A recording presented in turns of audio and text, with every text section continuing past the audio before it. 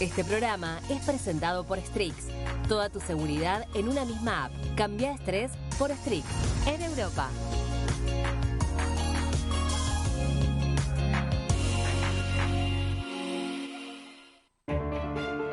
Muy buenas noches, es un verdadero gusto reencontrarnos en esta noche, en este programa que se llama La Clave. Es obviamente a través de esta señal, D-News, que tanto crecimiento está teniendo en los últimos tiempos. Estamos hablando de la primera señal de noticias latinoamericana para América Latina. Si usted me permite, hoy es un día que está muy atravesado por la política argentina. Argentina está sacudida, conmovida por unas elecciones. Vamos a tener dos grandes invitados, dos grandes pensadores, intelectuales, para poder analizar qué es lo que pasó ayer domingo en nuestro país, sobre todo obviamente en la ciudad de Buenos Aires, y qué es lo que puede pasar hacia adelante desde el punto de vista político y económico. Pero déjeme que le cuente dónde estoy parado desde el punto de vista editorial, cuál es mi pensamiento, cuáles son mis reflexiones al respecto. Mire, por ahora Javier Milei juega solo en la cancha. Es el que convierte todos los goles, los que son a favor y los que son en contra. Milei es el único líder nacional en el nuevo mapa político argentino. La línea divisoria anterior ya no existe. Hablo de la que polarizaba entre el kirchnerismo y el antikirchnerismo. La jefa máxima, Cristina, de un lado, y Mauricio Macri, o si usted quiere, últimamente, Javier Milei, también del otro lado. Son tres presidentes y tres jefaturas, con distintos estilos, de distintas características, ¿no? Hay que decir también en este plano que, bueno, básicamente que hoy la contradicción fundamental, a la luz de lo que sucedió en estos dos últimos años, hoy es mileísmo o antimileísmo. El capo de su espacio, obviamente, es el presidente de la nación, pero los antimileístas a partir de ayer, ya no tienen un verdadero líder, no tienen un hombre que sea representativo de ese lugar. Hay que plantear básicamente que Cristina, luego de las elecciones, ha quedado sumamente golpeada, más allá de que no tuvo ningún tipo de posibilidades de participar y no quiso participar porque Daniel Santoro fue básicamente la persona que la escondió. Más allá de que es un kirchnerista de larga data, aunque de buenos modales, y lo quiere esconder, no se le conoce todavía una sola crítica. Cristina ha afirmado y ha suscrito todo lo que tiene que ver con ese chavismo autoritario y corrupto. Hay que decir que Cristina además no puede conducir su propio espacio, está con dificultades realmente tremendas para conducir a su propia fuerza. Está desafiada por Axel Kicillof en la provincia, ha tenido crítica de los intendentes en el conurbano bonaerense y además Cristina hoy está muy asediada y está a tiro de la propia justicia. En cualquier momento la Corte Suprema de Justicia va a decidir conformar y darle el doble conforme, el triple conforme en realidad, cerrar la causa a propósito de la corrupción y a propósito de todo lo que tiene que ver con el latrocinio, con la delincuencia en la vialidad, en las clases de vialidad, sobre todo, en todo lo que tiene que ver con la causa de vialidad. O sea, Cristina está en un comienzo de ocaso que no puede gobernar su propia fuerza y más vale que no tiene las condiciones para convertirse en el contrapeso, en el referente del antimileísmo. Cristina descartada. Ahora, Mauricio Macri también ha ingresado en una situación de estas características. ¿Por qué? Porque ayer ha sufrido, yo diría, la peor derrota de su historia política, la peor derrota de su vida política. Después de 22 años ha perdido el invicto y ha perdido por paliza. Esa posibilidad ayer se hundió. Muchos creyeron que Macri podría liderar un espacio de centro-derecha democrática, respetuosa de las reglas y de los dirigentes, apostando a las mismas ideas económicas. Ese combate por ver quién es el cabecilla de ese espacio, ayer se resolvió con la derrota más grave de la vida política de Macri. Veamos esos datos, ahí tenemos la placa. El PRO en soledad y aislamiento perdió por paliza el invicto electoral, insisto, de 22 años. Y no pudo triunfar ni en una sola comuna. Ahí estamos viendo el mapa, cómo ha quedado el mapa, donde no hay un solo distrito, una sola situación amarilla. La hecatombe impactó en todas las clases sociales. No hay una sola comuna pintada de amarillo. Es la primera elección del año en la que pierde el oficialismo distrital.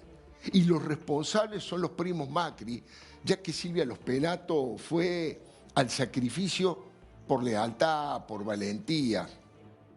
El derrumbe del PRO abre las puertas para que muchos dirigentes de todo el país, con la provincia de Buenos Aires y la de Córdoba a la cabeza, se pongan la nueva camiseta violeta del León. Más temprano que tarde vamos a ver un éxodo masivo de históricos dirigentes macristas para adoptar otra identidad política, la de flamantes mileístas. Estoy hablando, entre otros, de Diego Santilli, de Cristian Ritondo, de Guillermo Montenegro, y siguen las firmas, ¿no? Milei mostró su objetivo esta mañana, cuando aconsejó la jubilación de Macri. Dijo que a su partido, que el PRO, está obsoleto y que Macri ya está grande y no entiende muchas cosas y tiene que entender que su momento ya pasó. Así, el presidente Milei le pedía al presidente Macri casi su jubilación. Nosotros venimos trabajando con muchos dirigentes del PRO en la provincia de Buenos Aires, eso está muy avanzado, a pesar de que le guste o no a Macri. O sea, Macri, que lo que pasa es que cree que él es el que quiere llevar a cabo ese proceso y los dirigentes están tomando nota de que el PRO es una herramienta que quedó obsoleta, no es una herramienta que esté en condiciones de poder terminar con el kirchnerismo. Yo entiendo que él para algunas cosas ya está grande y no las entiende. Su espacio parece que tampoco lo entiende, o sea, porque evidentemente las redes sociales tienen una lógica. Anoche, en la euforia de su victoria, Manuel Adorni habló de tabula rasa, y sugirió que, que los que perdieron abandonaran su egoísmo y se sumaran a la Libertad Avanza. Es como decir, hagamos borrón y cuenta nueva, después de los graves insultos y agresiones. Podemos verlo a Adorni planteando ese tema. Señores, tabula rasa. Este es el espíritu de la Libertad Avanza. Todo aquel que acompañe nuestra agenda es bienvenido, venga de donde venga. Muchísimas gracias. Gracias por habernos acompañado. Y ¡viva la libertad, carajo! Dice Adorni, es bienvenido, venga de donde venga. Es una especie de amnistía. Lo pasado pisado. Hay que barajar y dar de nuevo. Eso es lo que está planteando. Es lo que Milei hizo en su momento con Patricia Burri, por ejemplo. ¿Se acuerdan? La había acusado de ser una montonera que asesinaba a niños en jardines de infante y de inmediato dijo que la doctora era una de las mejores ministras. Se hizo tabula rasa. ¿Milei hará lo mismo con Macri? Pregunto, ¿dejará de decirle llorón de cristal? No está claro que Milei quiera sumar a Macri, pero sí está claro que quiere sumar a muchos de sus intendentes, de sus legisladores y de sus cuadros políticos. Y tampoco está claro que Macri quiera incorporarse a la Libertad Avanza sepultando su máxima creación política, es decir, el PRO. Todavía falta que baje un poco la explosión, el polvo de la implosión en realidad de todos los partidos, menos de la Fuerza del Cielo. El radicalismo fue conducido casi a un suicidio colectivo por el irresponsable de Martín Lustó. Entre las boinas blancas de siempre, los históricos, hay dudas sobre quién le hizo más daño al partido de Alfonsín, Moró o Lustó. Bueno, el peronismo, ya lo dijimos, renegó de su identidad con Santoro, bajó la cantidad de votos y el candidato se fue a su casa sin hacer un mínimo discurso de agradecimiento a la militancia camporista. Santoro, convertido casi en Daniel Filmus, lo decía así. Las urnas han hablado, han expresado una decisión que es inapelable. En esta ciudad de Buenos Aires que tanto amamos, se ha cerrado un ciclo, se ha cerrado el ciclo del abandono, se ha cerrado un ciclo político que permitió que durante muchos años demandas históricas de los porteños queden insatisfechas, y es necesario entonces poner en contexto el resultado de esta elección. Bueno, esto fue lo último que dijo Santoro, después se fue, y por eso, de bronca, parte de la concurrencia cantó la marchita, algo que no se había hecho en toda la campaña. El error de los Macri de adelantar las elecciones ha puesto en alerta a Axel Kicillof. Kicillof también quiere evitar el impacto de Milei en las urnas, pero ayer se comprobó que sobre todo en el AMBA ese impacto es inevitable. Y Milei sabe que debe derrotar al kirchnerismo de cualquier grupo y factor en su bastión, en la provincia de Buenos Aires. Es la manera de concretar, según su terminología funebrera, el sueño de colocarle el último clavo al cajón del cristianismo. No voy a perder tiempo en describir todas las inconsistencias de los amarillos fracasados, porque están peleando el cuarto lugar. Vengo a llamarlos para que demos la puntada final, empecemos a clavar la tapa al cajón del kirchnerismo ahora en la ciudad de Buenos Aires. Bueno, en síntesis, Milei por ahora no tiene contra. Sus críticos, tanto del centro derecha como de la izquierda acá, han perdido a sus referentes por el voto popular y todavía no han podido construir una renovación que les permita alumbrar nuevos liderazgos, nuevos caciques que encarnen sus ideas. Milei tiene a su favor la fuerte baja de la inflación. La última medición arrojó un 2.8%, el control de la calle, del orden ciudadano, el embate contra los privilegios y burocracias de mafias enquistadas en el aparato del Estado, el levantamiento del cepo sin consecuencias graves, los equilibrios fiscales, la implosión del resto de los partidos y el alineamiento con los Estados Unidos e Israel, los países que más defienden la libertad. También, por supuesto, el superávit que tuvo el Tesoro en abril, el aumento del consumo, por primera vez en 15 meses aumentó el consumo, y el récord que se espera en el petróleo y en la cosecha. Eso es a favor. Ahora, Milei tiene en contra el crecimiento geométrico de los insultos y el maltrato a toda persona que exprese, aunque sea una mínima opinión distinta. A Milei le resta el triunfalismo fanfarrón, pese a que recién está terminando el primer tiempo del partido, y además esa instalación tóxica para cualquier país del odio al otro. Su frase de que la sociedad no odia lo suficiente al periodismo es absolutamente repudiable por donde se la mire. Milei derrama hacia abajo esa actitud de tirarse tiros en los pies. Contagia. Gran parte del electorado elige apoyar un modelo económico que lo tranquiliza con una inflación a la baja y con un dólar domesticado. Le importa, sí, menos las reglas institucionales o la ficha limpia, por ejemplo. Ojo que no digo que eso esté bien, estoy describiendo una realidad. Y encima la sociedad mandó un mensaje feroz que no se puede ignorar. El altísimo porcentaje de ausentismo, el peor de la historia, y el voto en blanco, están indicando que muchos ciudadanos están hartos, por no decir podridos, de esas peleitas por los cargos, de los insultos, de las agresiones y de una política que no termina de generar confianza en gran parte de la población. Es una alerta rojo encendido en el tablero de la democracia. Las urnas tienen nuevamente la palabra, la van a tener en septiembre y en octubre. El gobierno tiene un líder, Javier Milei. La oposición lo está buscando y esa es la gran diferencia.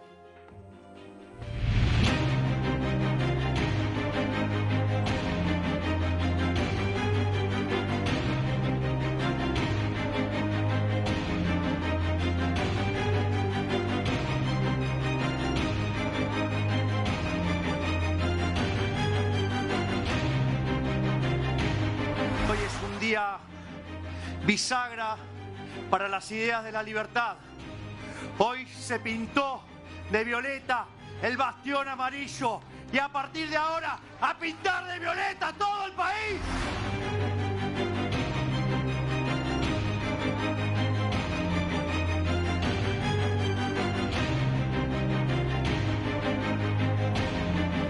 El apoyo de 500.000 de porteños que han elegido a La Libertad Avanza.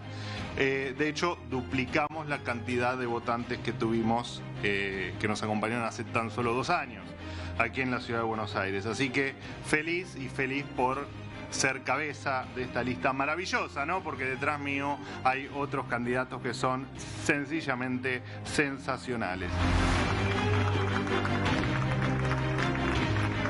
Y los resultados no son los que esperábamos.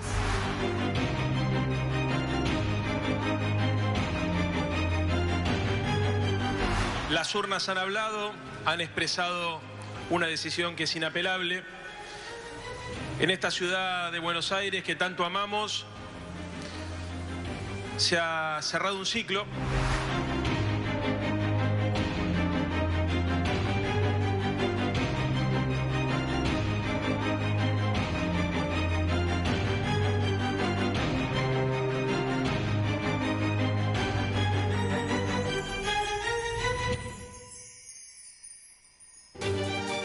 Un verdadero gusto poder conversar con Diego Recalde. Formalmente sí es cineasta, es escritor, pero lo he convocado por varios motivos. Un pensador, un intelectual, un provocador intelectual interesante que genera debate. Y anoche, mientras comentábamos y veíamos lo que pasaba en la sede donde festejó Javier Milei, lo vi ahí, te vi salir exultante. Contanos primero esa experiencia personal, humana, no desde la política. Sí, ¿Cómo clarísimo. te sentiste? Fantástico, pero te voy a decir porque, bueno, lo bueno es que esa noche, o sea, ayer, la sonrisa no me entraba en la almohada. Claro. Yo quería que pasara esto porque hace 4 años que venía trabajando con Federico Sturzenegger en la Ley Bases. Ah, mirá vos. Yo formé parte de eso en lo que sería el aspecto cultural, que se dio naturalmente porque yo venía investigando en paralelo el tema de cómo se financian los organismos culturales. Claro. Porque había un mito del que yo también había caído víctima respecto a cómo se financia el Inca y otros tantos, Sí.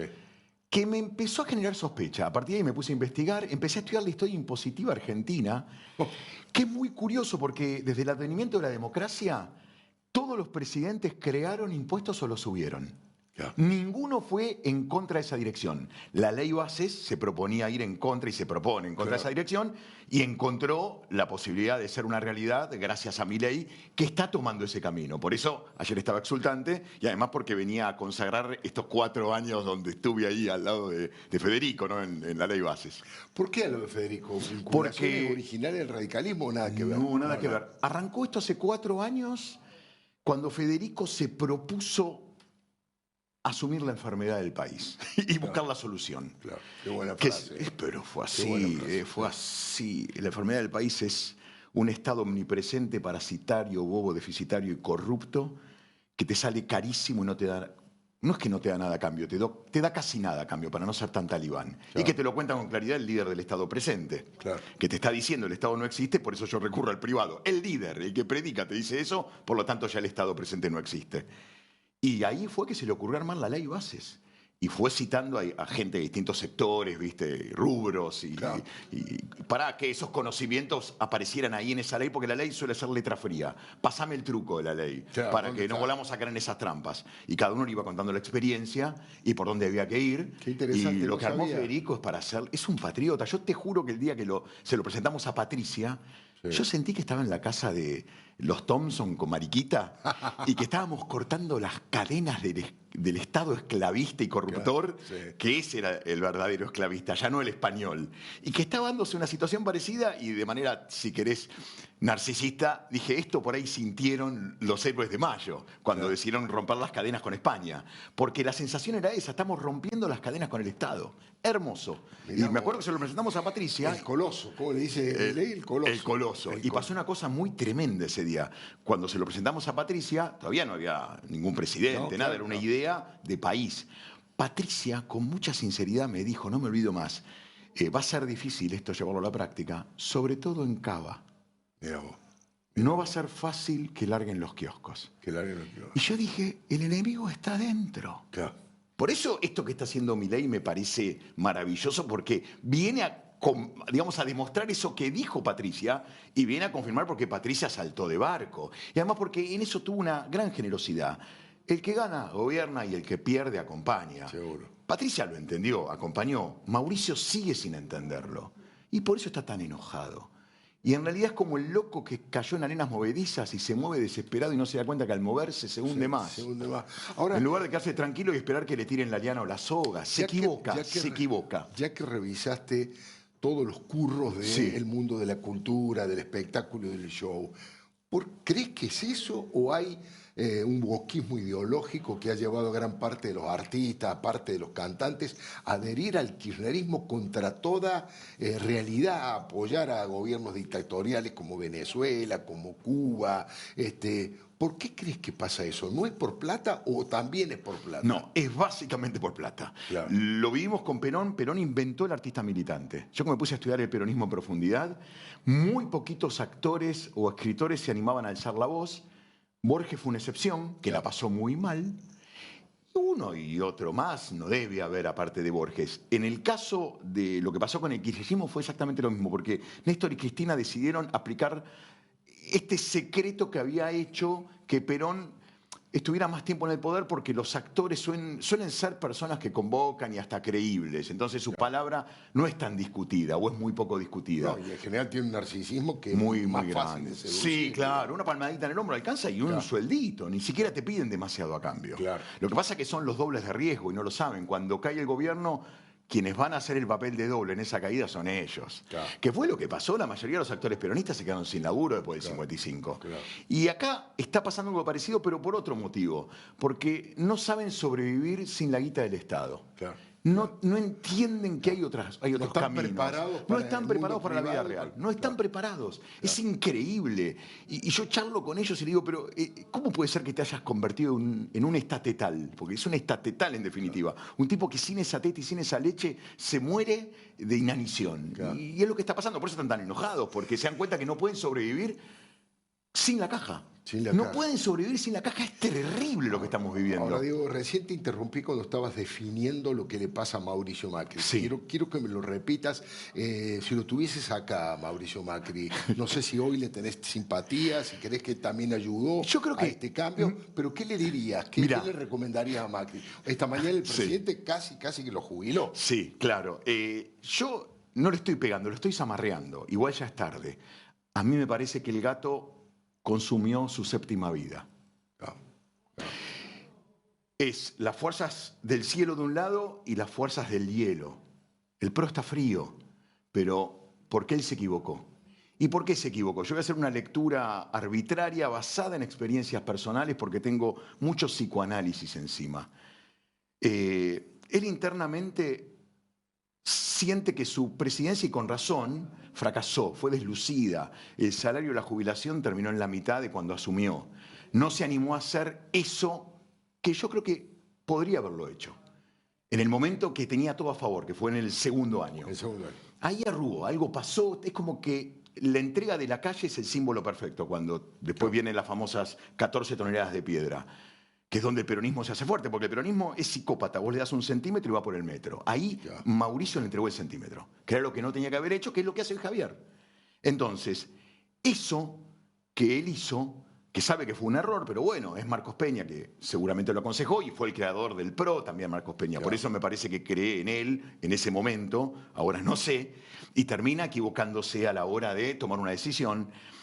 Hace que él, cuando se mira al espejo, se da cuenta que no lo superó a su papá. Esa es mi lectura.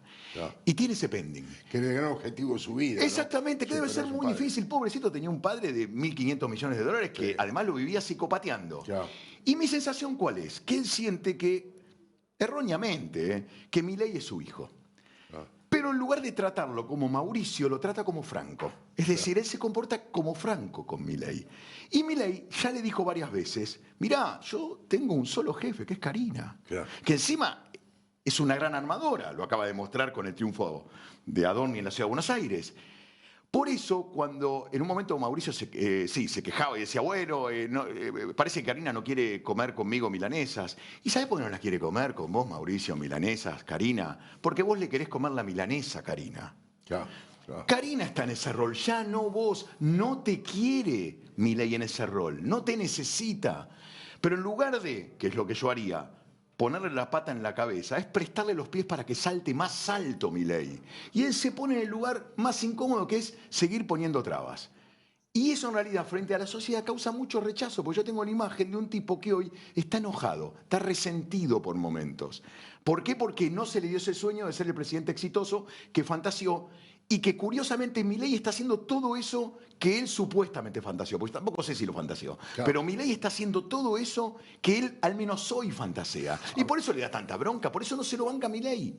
Y yo creo que Ficha Limpia fue la excusa para separarse del todo de Milei y odiarlo sin ambivalencias, porque a él eso le permite hoy por hoy y no darle una mano el día de mañana, porque estoy enojado, no me pidas nada, estoy enojado. Encontró una excusa. Ahora, suponete que viene, digamos, un amigo del exterior, un francés, un italiano, un canadiense, y te dice, ¿cómo, Diego, definirías ideológicamente a Javier Milei? ¿Qué es Javier Milei? ¿Un populista de derecha? ¿Un liberal? ¿Un anarco? ¿Qué es ideológicamente? Mira, el liberalismo, tal cual hoy lo transita Javier Milei, es el liberalismo de los años 50, que es muy interesante, que es la escuela austríaca, todo lo que ya conocemos. Surge como respuesta a los totalitarismos de derecha e izquierda. Es decir, el liberalismo que hoy Javier transita está más allá de la izquierda y la derecha. ¿Por qué? Porque los totalitarismos de derecha e izquierda son exactamente iguales. Ambos son colectivistas. La diferencia es, bueno, el de derecha cree en la propiedad privada, el de izquierda no, pero el de izquierda no cree en la propiedad privada para el súbdito, cree en la propiedad privada para el líder. Y en el caso de la derecha, si yo quiero tu casa, voy y te la quito. Bueno, Hitler la agarró y se adueñó de todas las riquezas de los judíos. Entonces, ¿qué respeto a la propiedad privada había en la Alemania nazi? Ninguno. Además se definían como nacionalsocialistas, con lo cual ahí te das cuenta que es un punto en común, una gran frontera, pero una frontera muy grande que casi ocupa los dos países. Son exactamente iguales la derecha y la izquierda. Y el liberalismo vino a responderle a eso. No, nosotros estamos más allá. ¿Por qué? Ponemos la lupa en el individuo, no en el colectivismo. Y en eso Milei me parece que transita esta fórmula, la del liberalismo que está más allá. Después tenés el libertarismo, que yo lo asocio con la juventud. Es la fuerza de choque, que tiene un celular en la mano como arma, del liberalismo. Para mí el libertarismo es eso. Porque después dentro del liberalismo tenés la discusión, ¿cuánto Estado necesitas? Cada país transita su propia experiencia. Acá en Argentina yo creo que necesitamos tener un Estado cada vez más chico, porque en Argentina Estado es sinónimo de corrupción. Entonces, cuanto más lo achicás, más achicás la corrupción. Y por eso entiendo lo que está haciendo Javier. Javier está yendo contra la corrupción del presente. Él sabe que la del pasado es imposible recuperar los bienes, porque además la justicia fue partícipe necesaria para que el delito suceda. La justicia en Argentina no es creíble. Ninguno de los jueces federales va a jugar a favor tuyo. Hasta operan como grandes extorsionadores. Mira, una vez un amigo que está en la justicia me dijo, mira, cuando haces una denuncia penal, acá en un juzgado de Comodoro Pi, ¿sabés qué lográs? Que la guita empieza a redistribuirse. O sea, la guita afanada se redistribuye. Yo le dije, bueno, acá funciona la famosa redistribución de la riqueza mala vida, ¿no? Claro, es eso. Porque el juez recibe una parte de lo robado. Es así, entonces, ¿no es confiable? Genial. Vamos por la del presente. ¿Cómo la paro? Achico el Estado. Achico el Estado y achico la posibilidad de corrupción. Claro, menos cajas, ¿viste? ¿Y tenés alguna mirada crítica de todo lo bueno que estás comentando que está haciendo Javier Milei? Digo, este desprecio por determinadas reglas republicanas, ese ataque muy agresivo, como pocas veces, con sus insultos a periodistas o economistas o personas. ¿Eso te parece mal o crees que está dentro del paquete de transgresor? Yo lo tomo dentro del paquete del transgresor y te voy a decir dos cosas que estuve pensando porque las viví en carne propia. Con los malos no podés hablar de buena manera. A los malos tenés que hablarles en su idioma, es decir, de mala manera. Sí. Lo viví en lo diario, hasta incluso cuando tuve que discutir con un cuidacoche para evitar que el tipo me saqueara y se quedara con mi dinero. Y después me quedé pensando en lo que le pasa con los periodistas. Yo creo que contrariamente a lo que se piensa, el tipo quiere muchísimo a los periodistas y a los artistas. Y vos dirás por qué. Porque al decirles no hay más pauta, les devolvió la voz propia. Sí. Les devolvió la lengua. Porque la pauta lo que había hecho es que la lengua quede en manos del Estado. Sobre todo la pauta obvia. Sí. Entonces, de esta manera logró que los periodistas se empiecen a independizar y digan lo que se les canta el totó, que está buenísimo. Porque también lo que había pasado en paralelo es, vos tenés la pauta oficial que dio origen al periodismo oficial. Sí. Eso generó, gracias a las redes, la existencia del periodismo paralelo. Bueno, yo creo más en el periodismo paralelo, me informo por ahí. Y claro, si esto vos lo trasladás a la vida diaria, la gente cree más en el paralelo que en el oficial. Y si lo pensás en términos de dólar, fíjate lo que hizo Milei, por ejemplo, con el dólar. Logró tener un dólar libre, porque ya no interviene la plata del BCRA.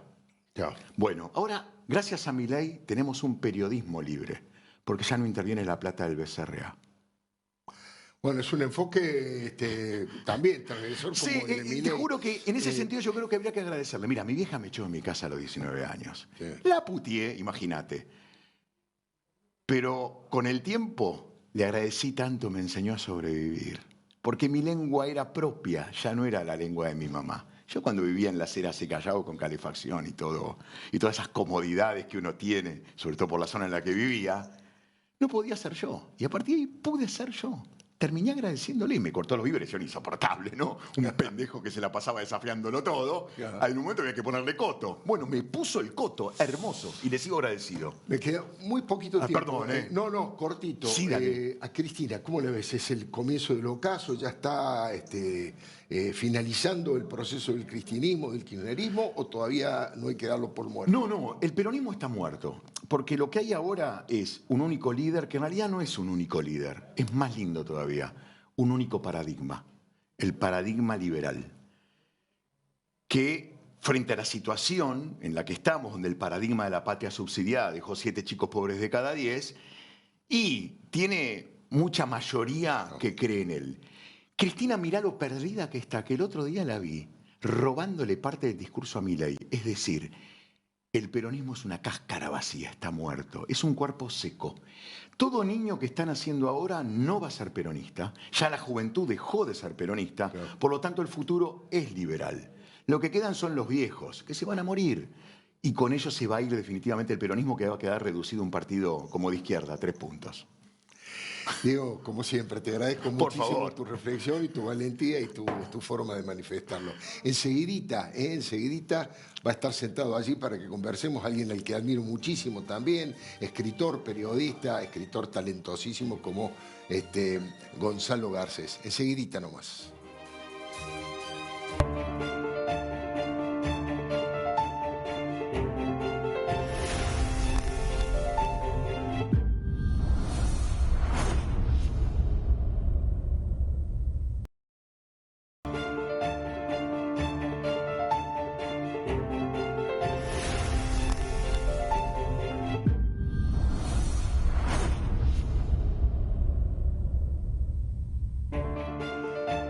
Enseguidita nomás vamos a estar con el escritor, el periodista, a quien admiro, con Gonzalo Garcés, pero nos tenemos que ir a Ecuador. Hay información sumamente importante con nuestro compañero César Díaz Vélez. César, buenas noches, ¿cómo te va? Hola, ¿cómo estás, Alfredo? Un gusto poder compartir contigo. Bueno, el gobierno nacional trata de resolver en este nuevo mandato el problema que ha matizado el país durante estos últimos años. Es el tema de la violencia y de las bandas narcodelictivas. ¿Cómo enfrentarlas? Para el gobierno es fundamental implementar una nueva ley, la cual se ha denominado una ley para contrarrestar la influencia de las economías criminales. Esta será urgente y ya se ha presentado ante el Parlamento ecuatoriano, que tendrá 30 días para aprobarla o rechazarla.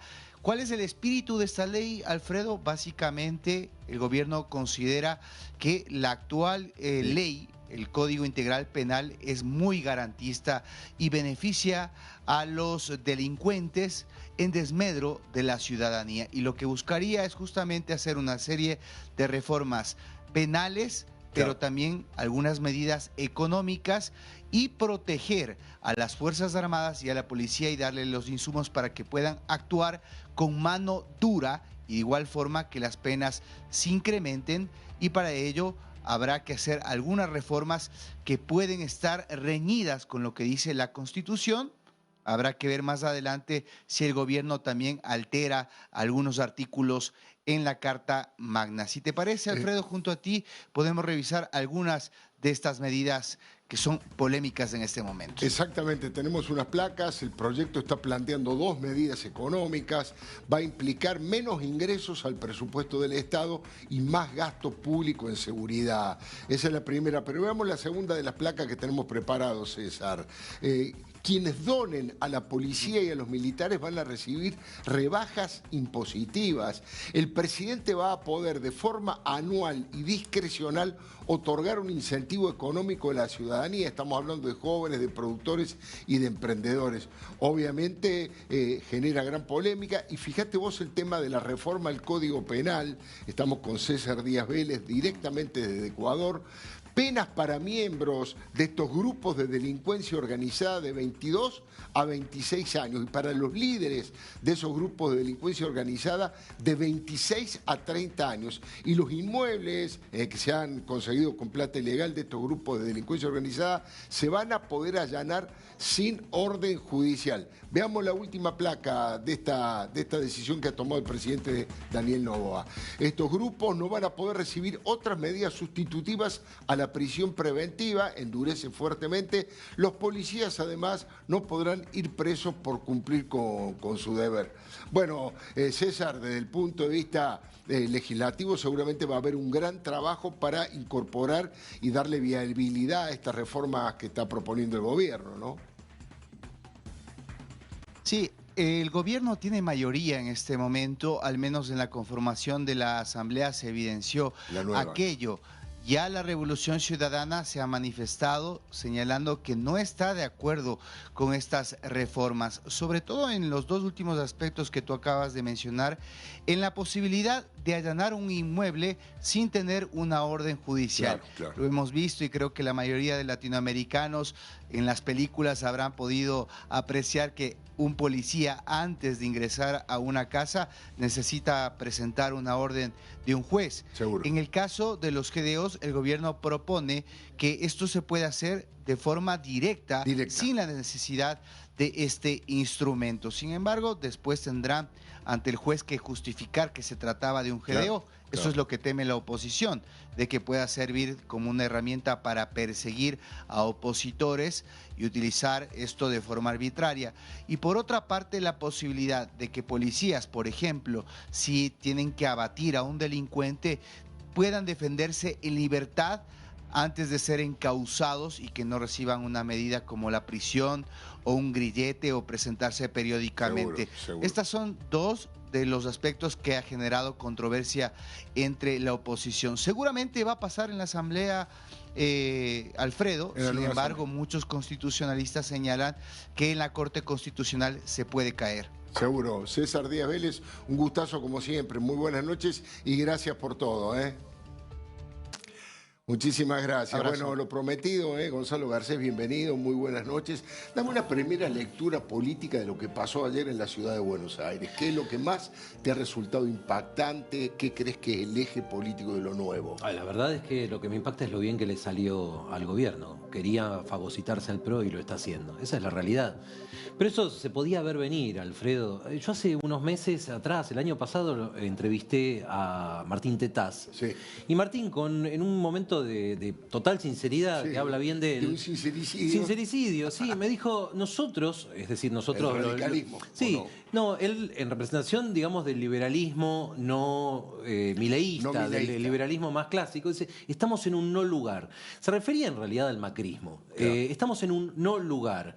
¿Qué significa? Estamos en un lugar donde lo único que podemos criticarle al gobierno son los modales, son los modos. Podemos decir, bueno, esto lo habríamos hecho de una manera un poco más prolija, nosotros no atacaríamos a los periodistas, nosotros seríamos más amables. Pero la verdad que vos no seducís a un electorado con eso. No, de ninguna manera. Y menos todavía en un momento donde la inmensa mayoría de la Argentina coincide en una cosa. Diferimos en un montón de cosas, pero hay una cosa en la cual la mayoría coincide y es que hay que desarmar cosas. Hay que desarmar el Estado. Todos los curros y todos los curros del Estado. Toda la máquina de impedir, hay que desarmarlo. Y ahí es donde se entiende, en parte, la agresividad de Milei. Yo entiendo esto. Yo entiendo que Milei tiene en común con Donald Trump una cosa. no son presidentes que vinieron a construir, en principio, vinieron a romper. Y eso en general se toma como algo negativo. ¿Cómo vas a destruir? Hay que ser constructivo. La verdad es que no. Hay situaciones en las cuales lo que hace falta es romper cosas. Claro, claro. Y la mayoría percibe eso. Pues es que por eso yo pensaba en 2023 que el eslogan de la campaña de Patricia Bullrich era muy malo. ¿Te acordás cuál era? No.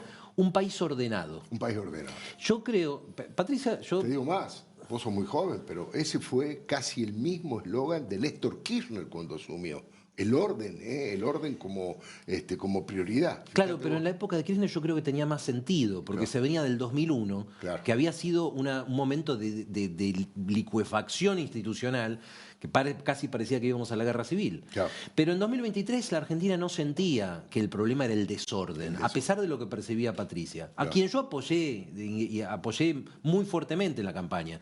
Pero la campaña fue mala, y fue mala porque interpretó que el país lo que quería era ordenarse. Y la mayoría de los argentinos no sentía que el problema era el desorden. Era un orden opresivo.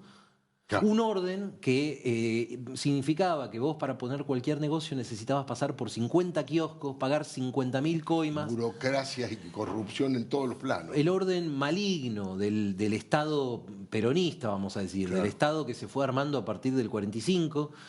donde los impuestos te comen, donde no podés hacer nada. La Argentina se percibe como, y se sigue percibiendo, como una especie de selva que hay que abrir a machetazos. Claro. Y fíjate que digo machetazos y es casi la motosierra de Milei. Claro. Pero lo que nos plantea a algunos esa situación es una pregunta. Bueno, está bien, vos tenés que romper, entiendo eso. Tenés que ser un poco malo, tenés que ser medio un perro malo. Sí. Pero ¿hasta dónde? ¿En qué punto la necesaria destrucción de las estructuras oxidadas y fosilizadas del Estado argentino se convierte en romper cosas que son valiosas? La institucionalidad, la convivencia, etc. El diálogo, claro. Y eso es una pregunta abierta. Yo lo que entiendo es que en este momento se está dando algo que muchos de nosotros queríamos hace mucho tiempo, que era la configuración de un bipartidismo en la Argentina. Decían, muchos lo pensamos, los partidos no, pero los sectores no peronistas de la Argentina tuvieron durante muchos años como única opción a un partido que era la Unión Cívica Radical, que es un partido institucionalista, es decir, las bases de la Unión Cívica Radical era el funcionamiento de las instituciones. Seguro. Acuérdate que nació por el voto secreto y obligatorio. Seguro. Pero no tenía una ideología económica. Y vos aún a día de hoy le preguntás a un radical, bueno, vos qué modelo económico querés. No sé. Encontró una variedad que es nada, claro. Y el PRO nació como algo que parecía corrido un poquito más hacia el liberalismo, hacia la derecha, pero en realidad también demostró ser muy heterogéneo en cuanto a las visiones sobre cómo tiene que funcionar la economía, si queremos ser un país exportador, qué tenés que hacer para eso. Demostró poca claridad. Y en ese sentido es que Milei tiene razón cuando dice que el PRO se volvió obsoleto como instrumento.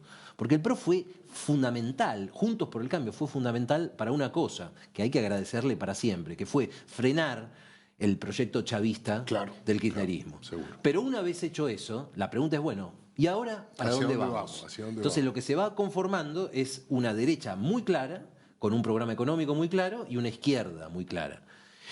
Lo que pasa es que uno, no sé si te habrá pasado a vos, a veces uno se acuerda de ese viejo proverbio que dice, cuidado con lo que deseas porque tal vez se realice. Tal vez se realice. Muchos queríamos un bipartidismo y lo estamos teniendo. Muchos queríamos que alguien hablara con claridad frente a la izquierda woke y dijera que las cuestiones de género que se hablaron en los últimos años son disparates. Seguro. Muchos queríamos a alguien que le contestara al lado más psicópata del peronismo, que lo que hace básicamente es prohibirte todo y después tirarte unas migajas y obligarte a agradecer esas migajas, y que alguien se plantara y dijera, no, muchachos, ustedes son los malos, ustedes son los psicópatas, no están del lado del bien. Y queríamos eso. Bueno, lo estamos teniendo. Lo que pasa es que no tiene la cara que algunos imaginábamos, que era una cara, si se quiere, más amable.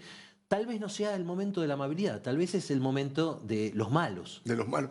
Ahora, de ese paso de izquierda que vos advertís, ¿y quién es el liderazgo? ¿Quién tiene el liderazgo? ¿Cristina ha entrado en una suerte de ocaso? Me parece que es un espacio vacante. ¿O ves algún tipo de estructura partidaria o liderazgo que esté aflorando? No, ojo, la estructura partidaria el peronismo la tiene. Yo en eso no coincido con los que dicen el peronismo está muerto. Porque es verdad, el peronismo está vaciado de ideología, claro. No ahora. El peronismo quedó vaciado de ideología a partir del 83. Claro. La ideología del poder. Si es que alguna vez la tuvo, claro. Porque no te olvides que el mismo Perón tuvo un momento más a la izquierda en el 49, un momento pseudo-fascista, un momento incluso medio liberal cuando hace el ajuste del 51, seguro. Y un momento de derecha durísima en el 73, cuando inaugura Perón el terrorismo de Estado, creando la AAA. Claro. Es en el 73 cuando empieza fuerte la desaparición de personas. La tortura paraestatal y la apropiación de bebés. Todo eso que después la dictadura sistematizó de un modo atroz, empieza con Perón. Y después el peronismo, ¿qué es? El de Cafiero, el peronismo pseudo-liberal de Menem. Hace mucho que el peronismo está vaciado de ideología. Pero la estructura sigue. Pero la estructura sigue. Y la estructura corresponde a un temperamento, a la gente que no tiene muchos escrúpulos y quiere el poder como sea. La gente con poca paciencia que quiere el poder ya. En ese sentido, Menem lo dijo con mucha claridad. En algún momento de los 90, algún periodista extranjero le preguntó a Menem, bueno, pero ¿cuál es la ideología peronista? Y Menem dijo, el peronismo no es una ideología, es un método. Es un método de acumulación de poder, que tiene ciertas características, el verticalismo, que heredó del origen castrense del peronismo, en la apropiación del Estado y la repartición de la riqueza del Estado como botín de guerra. Claro. Eso sigue absolutamente vivo. Eso es algo que... el peronismo solo se puede terminar realmente si cambia radicalmente la estructura del Estado. Porque eso es el peronismo. Bueno, Milei es el partido que te enseña cómo prosperar y cómo enriquecerte con el Estado argentino de hoy.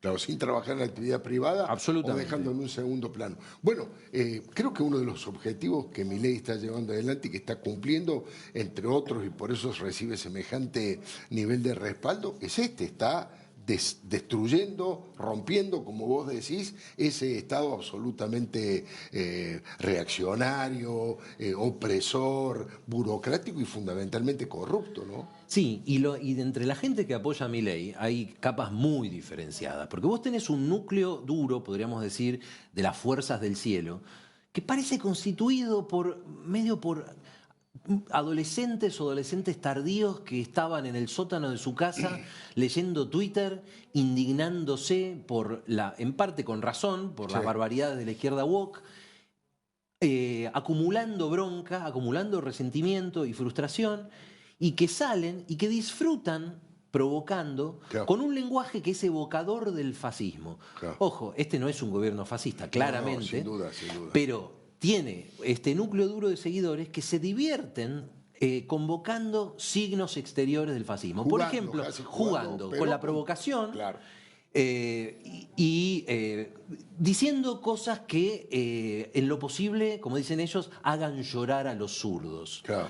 Y a veces hasta son divertidos al hacerlo. Lo que pasa es que se pasan de mambo y entonces vos encontrás en el acto de cierre de Adorni estandartes al estilo romano, que eran los mismos que se usaban en los actos de Mussolini.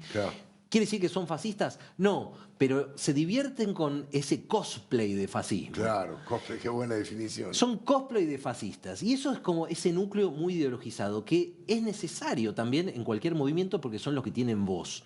Pero no son la mayoría, ni mucho menos. Para mí la mayoría de los votantes de Milei está constituida por personas como mi padrastro, que el otro día conversábamos y me decía, la verdad yo no me banco los modales de Milei, no me gusta que grite, no me gusta que insulte a los periodistas, pero lo voy a votar con las dos manos porque este es el momento de profundizar las reformas y otra opción no hay.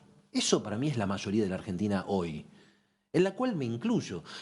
Y fíjate, hace un rato nuestro común amigo Jorge Fernández Díaz, con quien Milei tiene una obsesión completamente injustificada, completamente inexplicable además porque se trata de un periodista que además de ser honesto, No es su crítico más acérrimo, ni mucho menos. Es una persona que consistentemente ha destacado logros de Milei y ha criticado otras cosas. No, y además ha sido durísimo y uno de los baluartes en la pelea contra el kirchnerismo, cosa que muchos de los liberales no hicieron, de los liberales de Milei. Exacto, bueno, eso, si hacemos historia, Milei, cuando el PRO y Juntos por el Cambio, o Cambiemos, estaba peleando para salvar a la República del chavismo que se venía, bueno, Milei era asesor de Scioli.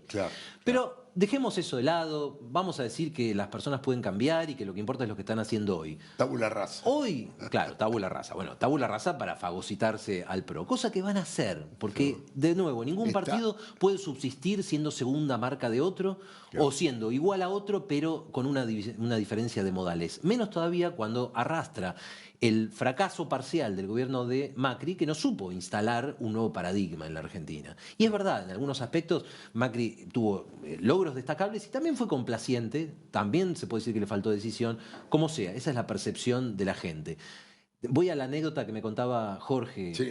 Decía que un mozo del café donde estaba, ayer mismo, se le acercó y le dijo: soy votante de Milei, pero lo que hace con usted es una vergüenza. Y lo abrazó con lágrimas en los ojos. Eso me parece totalmente representativo. ¿Cuánta gente hoy diría, soy votante de Milei, aunque no me cae bien, aunque no me gusta, aunque no me gustan muchas cosas que hace? Pero mientras no aparezca alguien con la misma capacidad de decisión, y hasta te diría la misma locura, porque así como antes te decía que hay momentos históricos en los cuales necesitas más a los malos que a los buenos, o a cierta clase de malos, hay momentos también donde a lo mejor necesitas una cierta dosis de locura. Por ejemplo, para bajar el gasto público en 15 puntos, a lo bestia, en un mes, tenías que tener una cuota de locura. Y Milei lo sabía, Milei, yo sé de muy buena fuente, que en las primeras semanas de su presidencia pensaba que tenía más o menos un 50% de chances de tener éxito y un 50% de chances de salir eyectado al cabo de 2 meses. Decía, esto es one shot, esto es una oportunidad. Bueno, le salió, pero hacía falta un arrojo, porque todo el mundo pensaba, la sabiduría establecida era que si vos haces eso en Argentina, se te incendia el país. Eso decían todos, fue lo que pensó Macri también.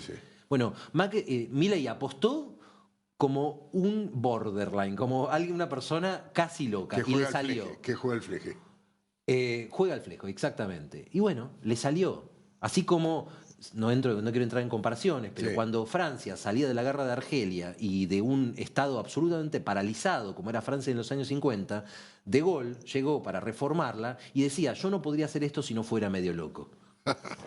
Gonzalo, como siempre, un verdadero gusto, interesantísimo escucharte y gracias por haber venido. Muchas gracias, Alfredo. Nos estamos viendo el próximo lunes, La Clave, aquí por D-News. Los espero.